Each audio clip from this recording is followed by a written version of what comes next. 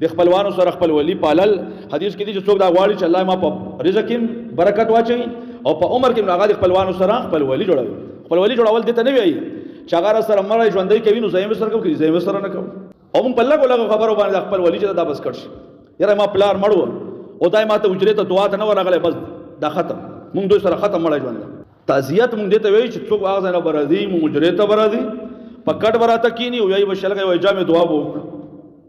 دې ته موږ تعزیت حالات تعزیت دې ته ویل شي چې مسلمان تاسو سره چیرته ملاو شي بازار کې سره ملاو شو الګا دا ان لله ما اخذ دا دعا وي تسلی درګره خپل وفات شو خزه دې مړ شو بچای دې مړو الله دې صبر جمعات کې ملاو شو لکه نن سبا د میډیا دور دا ټلیفون وکړل دا ټول تعزیت ده. صحابهونو دا ثبوت چرته نشته ده په ذخیره یا حدیثو کې په سیرت کې چېرې صحابي مړ شوی او بیا د کټونه چولي او درې ورځې بناسیو کله کله ته ډېر ورځې پورې